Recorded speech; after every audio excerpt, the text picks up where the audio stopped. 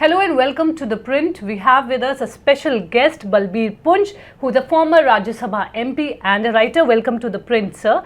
Your book, Tryst with Ayodhya, Decolonisation of India, is all set to be launched tomorrow. So, I want to begin with the first question. How did you embark upon such a subject and why? See, right from my childhood, because thanks to my grandfather, late Dr. Javahar Punj, I've been interested in various aspects of India, including its cultural identity.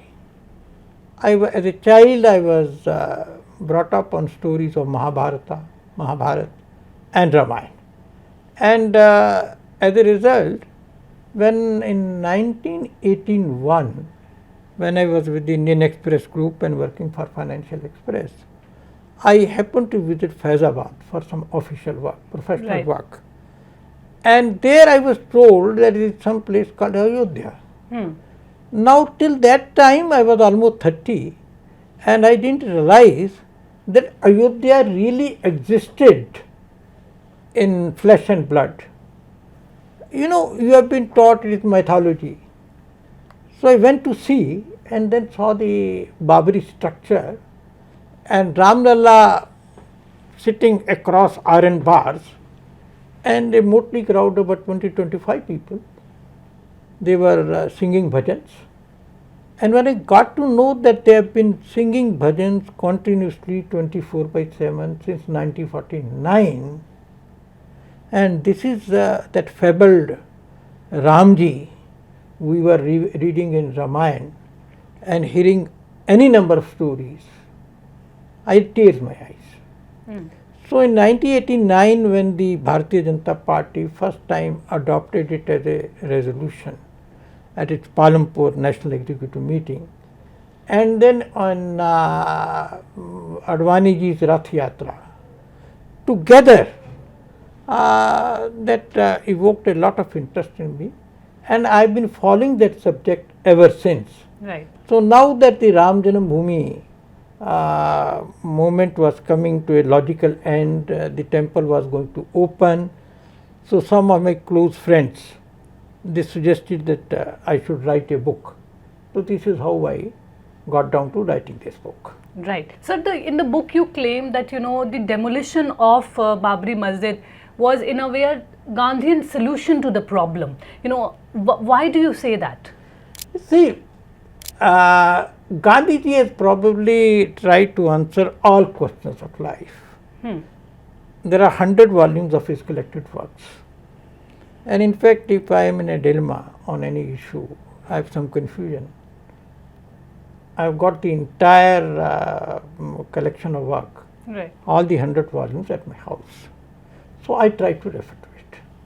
So when I decided to write on Ram Janambhoomi, Ramji and Ayodhya, then I naturally went back to the collected works of Gandhiji, what he had to say in such a situation. And very interesting, in 1925, he was editing a paper called Young India. Right. And it is there in the collected works of Gandhiji, the book is here. And a reader asked him a question that if a mosque is built forcibly on somebody's land, what is the solution? And Gandhiji was very candid. People should read that reply. He said that any structure which has been forcibly put, and if somebody calls it a mosque, it is not a mosque. And if you have the power, if you have the strength in your arms, pull it down, break it. And if you don't have, then you go to the police and you take resort to law. So this is exactly what the Kharif did. They went to the law, they went to the police, they tried all these years. The first case was filed in way back in 1885. After independence, it was filed in 1949, and the courts have been dragging their feet and nothing was happening. So Gandhiji had said, you pull down this structure if you have the strength. People had the strength, they pulled it down. But it led to a lot of violence, a loss of lives. Well, unfortunately, when you are trying to do a right thing, sometimes violence becomes inevitable. It was inevitable when we were fighting for the independence of the country. I don't know from 1857 down to 1947 how many people were. So violence is not the criteria. The righteousness of the cause is the criteria. People had a legitimate claim to that place. The system was denying it, and it has denied it for almost centuries. And now they were expecting that the country is free, independent, and therefore they will be able to get justice. And when they didn't get justice, they did what Gandhiji had asked them to do. So you must have seen that the Pran Pratishtha ceremony will be held on January 22nd. The Congress has declined the invitation to attend that ceremony. They have said that religion is a very personal thing, and at the same time they've said this is like a political project of the BJP and the RSS. See, I find it very, very amusing. What happened in 1948, 49, 50, 51? On 12th of November, it was the first Diwali of independent India, 1947. Sardar Patel went to Junagadh after Junagadh had been integrated into Indian Union. And when he saw the ruins of Somnath, he said that we will build a temple here. Right. He came back to Delhi, met Gandhiji. Gandhiji welcomed the idea. He said we must build it. And it was a Congress government which was trying to build a temple. This argument didn't hold good at all, what they are talking about it now. And then a cabinet meeting, which was presided by Pandit Nehru, there a decision was taken not only to rebuild the Somnath temple, also to finance its reconstruction. Nehruji presided over that meeting. What happened to the principle that religion is a private matter? Nehruji presided over that meeting. On 30th January 1948, unfortunately, Gandhiji got assassinated, very sad. And then on 15th of December 1950, Sardar Patel died. Then Nehruji started talking the way the present congressmen are talking. He told Dr. Kanhaiyalal Maniklal Munshi, the minister in charge of the project, that I don't like your project because it reeks of Hindu revivalism. The Tryst, which was headed by Dr. K.M. Munshi, it had requested Dr. Rajendra Prasad, the then president, the first president of India, to come and inaugurate it. The Prime Minister, Pandit Nehru, advised Dr. Rajendra Prasad that it is a religious project, you should not go. Pandit Nehru very conveniently forgot that this was a project launched by his own cabinet, a cabinet meeting which was held under his own chairmanship, and president in parliamentary democracy has to respect and go by the decision of the cabinet. So Dr. Rajendra Prasad was only doing what was expected of him. But Pandit Nehru very conveniently changed his stand after the death of after the death of Sardar Patel and Gandhiji. So Congress has always been in dilemma. Second, it is not confined only to Pandit Nehru. You move to 1989. Congress even today claims credit for opening of the Ram Janmabhoomi locks in 1986. Right. What happens to the principle religion is a matter of personal choice? Then in 1989, when Rajiv Gandhi was to launch his election campaign for the next Parliament Lok Sabha election, he launched it from Ayodhya. And he launched it from Ayodhya promising Ram Rajya. So Congress speaks in two languages. And Congress has been heading a government for more than 50 years, which took the decision to subsidize Hajj pilgrimage. They were busy hosting, wearing skull caps, iftikhar parties. So you can do all that, But when it comes to going to Ayodhya, you think of all these things. And the best way to prevent this show from becoming a BJP, VHP, RSS show, if Kharge went there, if Sonia Gandhi went there, Rahul Gandhi went there, if there are 10 other congressmen who should have asked, or 20 or 30, that we also want to be present there, it will not be a VHP, BJP show at all. It is your only absence, boycott, which reduces this entire function. It should have been a national function. But for whatever reasons, in fact, I will tell you the real reason. They couldn't find a safe constituency for Rahul Gandhi in north or west or central India. They had to settle on Kerala, Vanyad. Now, Vanyad constituency is the constituency where more than 55% of the electorate is non-Hindu. I won't say anti-Hindu, non-Hindu.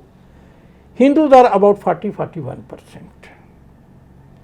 Now, the choice for Congress is that if you go to Pran Pratishtha, to Ayodhya, then you may lose both Pran and Pratishtha in Vanyad. So they had to choose between Ram and Rahul, basically. And their choice was obviously Rahul. So you're saying just to save that constituency? That is one of the main reasons. One of the main reasons.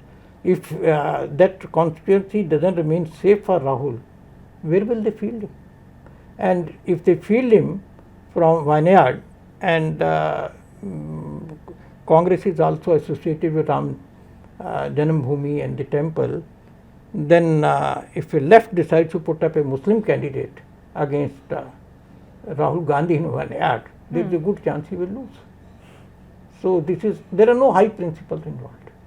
In fact, Ayodhya movement itself, Nehru was opposed to Ram temple. And there is enough evidence that not only that he was opposed, he hated temples as such. I just wanted to ask you that. We'll come to that later. Yeah. But the movement for reconstruction and reclamation of Ram Janambhoomi movement in Ayodhya was led by a Gandhian congressman called Raghuvar Das. He was the local MLA and he was known as Purvanchal Ka Gandhi. And when he joined Congress party in 1920, he was sort of a sadhu, a divine person. Gandhi ji at that time on record said कि इस तरह के अगर 4-6 लोग और कांग्रेस में आ जाएं तो जो आज़ादी कल मिलने वाली वो आज मिल जाएगी. He had such credentials. You can't call him criminal. And at that point of time in Ayodhya in 1949, it was civil society versus Nehru. You had Congress, you had Hindu Mahasabha, and you had the local deputy commissioner K.K. Nair, who was ICS officer. You had Gurudat Singh, the city magistrate, the local SP, and even a Muslim head constable called Abdul Barkat. You had Govind Vallabh Pant, who was called the Premier of the United Provinces. You had Lal Bahadur Shastri, the Home Minister of United Provinces, who later on became the Prime Minister. You had Bhagwan Sahai, ICS. Each one of them wanted a Ram temple in Ayodhya, including the local Muslims. So it was only Nehru and some of the jihadis and the communists who were there part of the ecosystem. They opposed. So it was never a Hindu-Muslim issue at all in Ayodhya post-independence. Well, in your book also you blame Nehru for the delay in the resolution of the Ram Janambhoomi issue, and you don't stop there. You also blame him for nurturing hatred towards Hindu traditions and culture and religion. And why do you say that? Because Nehru's behavior, conduct, statements are like that. In 1959, it's here, I can show you. This is a selected works of Jawaharlal Nehru, right, and published by Jawaharlal Nehru Memorial Fund, New Delhi. And here is a speech by him. And in that speech, because if I read the whole speech, it will be very boring. Essentially what he says that when I go to Hindu temples, I feel oppressed. Depression takes over me. I can't rise. I feel low. Now, and he also says, I don't know the reason, but I do feel low, I feel oppressed, I feel down. What is that? This is a statement of hate. If tomorrow any BJP leader was to say that this is what I feel, and if I have to quote Nehru's word put in his mouth, that this is what I feel when I look at a church, you guys will be pulling that man on course. What a criminal statement. What did Nupur Sharma say? What is Nupur Sharma's statement? What is her status? She is a low functionary of BJP, and she only repeated in few seconds. She is not a prime minister, she is not an MP, she is not an MLA. She just said something which Muslim clerics say all the time. She is a national spokesperson, she was. But she had no official position, it was the position of the party. And the entire lynch mob, particularly Pratap Bhanu Mehta of Indian Express, they rationalize, and she still is in hiding. And you make such a statement as a Prime Minister of the country for Hindu temples. Not only this, not only that he made such statements, his entire conduct, in fact, there is a letter in wake of the Ayodhya controversy. I've got the text of the letter here.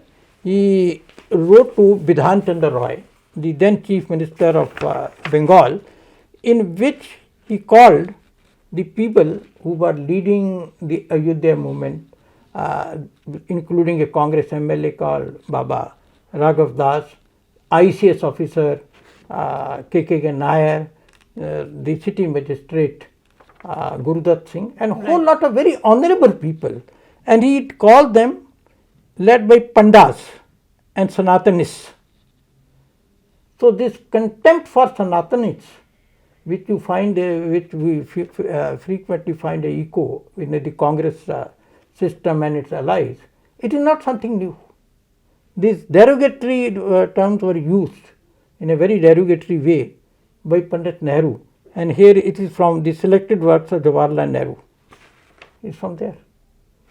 So this hate he had was what you can say ingrained in his mind, and because his entire mental makeup was, he looked at India and Indians from a colonial framework. You know, for 8 years after taking over, the British were still heading sections of Army, Navy and Air Force because he didn't trust Indians. He stopped Indian Army midway when they were winning in Kashmir at the instance of his British Commander of Chief. So many are also accusing that an under construction temple is being inaugurated. 4 Shankaracharyas have also said that they will not be attending it. So why this hurry? See, you already waited for 500 years. After independence, you have waited for more than 70 years. Millions of people have died hoping to go and offer prayers at Ram Janmabhoomi temple. And temple is an ever evolving phenomena. There is no final stage. Even temples built for 2000 years back, you add a room, you add a floor, you add a new facility. That keeps happening all the time. But many are saying that this is coming before the Lok Sabha elections. See, this country is very rich in one thing, that is holding elections. So if it is not a Lok Sabha election, assembly election. See, these people have to oppose. They have to find one. See, remember one thing. This temple movement in post-independence era started in 1949. The temple could not be constructed for over 7 decades because there were a whole lot of such arguments. For example, produce evidence Ram existed. In fact, UPA government went in 2007 to Supreme Court giving an affidavit, Ram is an imaginary character. So produce evidence that Ram really existed. Where is his birth certificate? And how do you prove that Ram was born here? Where are the registration papers that this palace, this place had a palace owned by Raja Dashrath to show us the revenue records. These are matters of faith. Millions have believed for hundreds of years, and these are all recorded evidence. It is not that in 2000 or after Modi coming to power or after BJP was born that people have started believing that Ayodhya, Ram are interconnected and Ram was born and this is his birthplace. These are matters of faith. And faith is something which sustains all religions, nothing peculiar to Hinduism. If you are asking me all these questions, will you ask these questions to Christians, that how a 12-month pregnant woman deliver a child, that too without a man? Or how will, what is the evidence that 25th December is the birth date? Nobody asked this question. Uncivilized completely. So 70 years they blocked. And all their arguments were rubbish, has been decided by the Supreme Court. The court judgment was unanimous. The bench included a Muslim judge also. And the court judgment, in a way, upholds whatever Hindus have been saying, and the so-called likes of Nehru and jihadis, rent-a-cause NGOs have been saying. You mentioned rent-a-cause activists. In your book, you mentioned that these rent-a-cause activists kept on misleading the Muslims to fight for a cause that was irrelevant. Correct.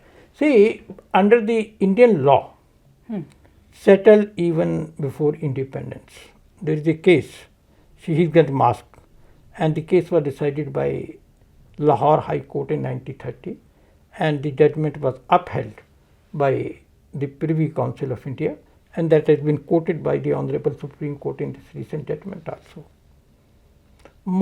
Structure of mosque is not like a temple.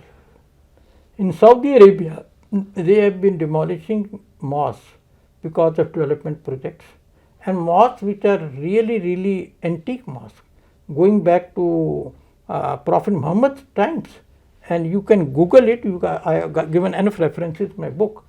So mosque doesn't have that sort of sanctity, and from 1934 there were no Muslim prayers at all on that venue, and under the Islamic law also that structure had ceased to be a mosque.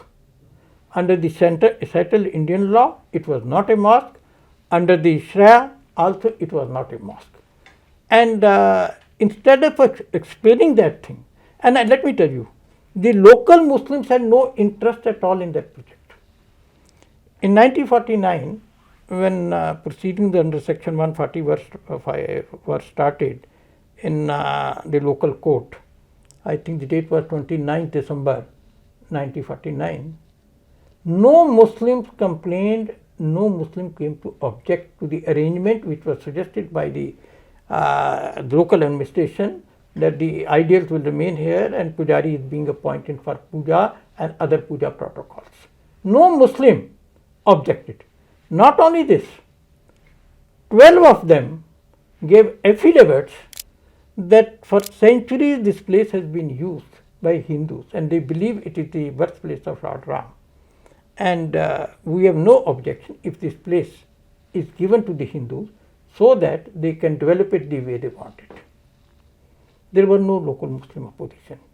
It's only the opposition which was generated here in Delhi by the so-called rent-a-cause NGOs and jihadis and communists.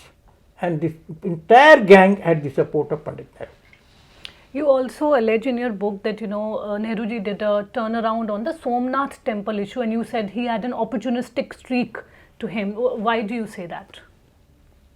I've dealt with this issue in great detail, and I narrated, I think, right in the beginning of this interview. The man presided over a cabinet meeting which decided not only to rebuild Somnath but also to finance it. At Gandhiji's instance, it was decided that the rebuilding will be done or financed through public donations. Right.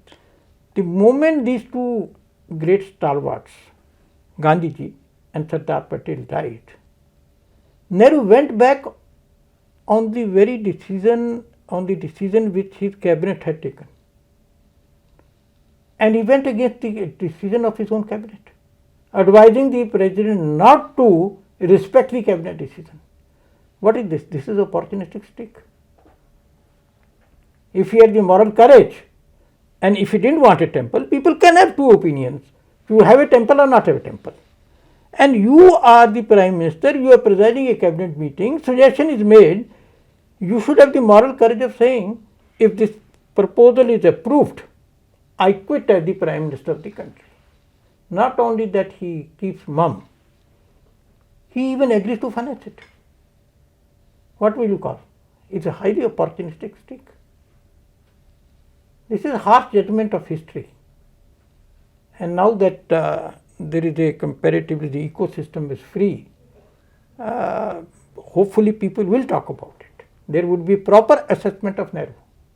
So Mohan Bhagwat, who's the RSS chief, had, in his statement said that we should not go looking for a Shivling in every mosque. Just to, relate to that, it was also being said that, now with Ayodhya temple construction, it will in a way bring closure to the entire debate on, the wrong doings that has been done to Hindus, the debate over that. There are two aspects of it. I've dealt with that issue very elaborately in my book. Number one, you cannot be in a denial mode. You have to accept that Muslim invaders did lot of injustice to the local people, local traditions and the Hindus. Right. You should not be in a denial mode, number one. Number two, nobody should hold the present generation of Muslims responsible for the sins of their co-religionists in the past. Number three, why should a common Muslim or a Muslim leader not only identify himself but also gloat over what Tipu Sultan did, what Aurangzeb did, what Shah Jahan did, what Bakhtiar Khilji did? Where is the need for Muslim leaders and people to identify themselves? Now, if you want to have good relations with Jews, can you go on denying what happened in Germany? Can you go on denying? And not only deny, if you try to justify what Hitler did and gloat over it, and then you hope to improve your relations with Jews, can that happen? So, this is a recorded fact. I have got autobiographies of all these Muslim, particularly Mughal kings, Akbar, Shah Jahan, Jahangir, Aurangzeb. They themselves speak about in detail Tipu Sultan, what they did to the Hindus. Give me one good reason why a common Muslim should or a leader should identify themselves with these people. If you want good relations, say that was wrong, should not have been done, and we sympathize with the victims. This is not happening. As far as Mohan Bhagwat said, he is right, because you cannot fight history. We don't want to fight history. We want to learn from history so that we have a secure future and a pleasant present. And I think if the Muslims are the so-called secularists who call them left liberals, they allow Kashi and Mathura to become what they were originally, maybe Hindus will be willing to forget. You look, I don't know whether you've been to Goa or not. I've been to Goa, met common Christians. They don't gloat over what Portuguese did to the Hindus. They don't even talk about it. Here Tipu Sultan ka manao. How can you celebrate Tipu, who killed people because they were Hindus? And it is not what the British told us. His own sword says so. His own memoirs so say so. We are willing to forget Tipu. Why can't you forget? But you won't let me forget Tipu. and then still you want me to be kind to you. Both things can't happen. So the final resolution will come with Kashi and Mathura? Final resolution will come even without Kashi and Mathura. There should be dialogue on this. And if there is no dialogue, as it happened in case of Ayodhya, unfortunately, then demolitions happen. You also mention in the book about temple hopping Rahul Gandhi.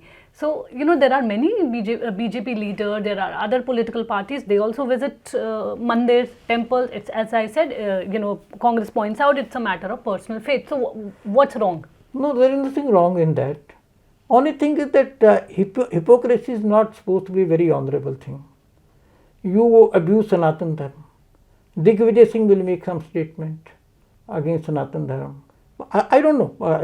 There are a whole lot of Digvijay Singh may not have made it, but there are a whole lot of Congress leaders, their allies, who go on making. You had that DMK chap who said that Sanatanis are like dengue and cholera and whatnot. I don't want to use those dirty words. And you keep quiet over there. You treat them as allies, and then you wear a janeu over your kurta, and you try to wear a dhoti in which you cannot walk, and you suddenly go temple hopping, and after that you forget about it completely. I have not heard him speak about this caste census after the elections. What happened to his conviction? See, people who spoke about Ram Janmabhoomi, if they did it in 1949, they were speaking the same language in 1989, and they are speaking the same language in 2009, and they are speaking the same language in 2024 now. Now, occasionally you take this stand, occasionally you take that stand, that smacks of hypocrisy. So, I am not against this going to temples. He is most welcome. He doesn't need anybody's permission. But there has to be some genuineness in it. You cannot be so hypocrite. I'll end this interview with this question, sir. You, in your book, talk about how Bharat and Shri Ram are intertwined in several ways. So, could you explain that? And also, for our viewers, if you could in brief tell us what exactly is your book about? We've had this discussion, but overall. See, as far as Shri Ram is concerned, what makes Pakistan as Pakistan under India? Because there is no Shri Ram there. What makes Afghanistan as Afghanistan, which is intolerant of everything? And I don't want to go into the details because that is not a subject as to what Afghanistan, how it treats its women or how it treats its minorities, because there is no Shri Ram. India is India because of Shri Ram and the values for which he lived and died for. And our constitution has a visual picturization of Shri Ram along with Krishna, Mahavir, Buddha, because they were our inspiration. And it's very ironical that even those people who abuse Shri Ram, invariably they have Ram in their name. To begin with, our friend Sitaram Yechuri, he has both Sita and Ram in his name. And Ramaswamy Naikar and Kashi Ramji. And so Ram is so, what you can say, ingrained in our society that it is in its name is present even in the names of those who abuse him. And you said the message from the book. The message from the book is that Shri Ram temple at Ayodhya, of course, is a place of devotion and religious importance for the devotees. But you cannot look at it in isolation. It's a part of a process. The part of a process of regeneration of India, renaissance of India. And this is why in the concluding paragraph and in one of the paragraphs in my book I say that India doing wonders in sports, the Chandrayaan, reaching out to the sun, India moving from 11th place to the 5th place in the world economic order and hoping to jump to the 3rd position next couple of years. Indian economy for 60 years was 1 trillion economy. Now it's going to be 4 trillion economy and it's moving up. And even when the entire world is down economically, India is an oasis of prosperity. More than 15 crore people, 14 crore people, according to IMF, moving out of abject poverty. all these developments may be looking separate from each other, different from each other on surface, but somewhere they are all interconnected, and renovation of Kashi Vishwanath, Mahakal in Ujjain, and Janambhumi in Ayodhya, they are all interconnected. That is the message of the book. Thank you so much for this interview, sir. This is Neelam Pandey reporting with Myra Khan from New Delhi.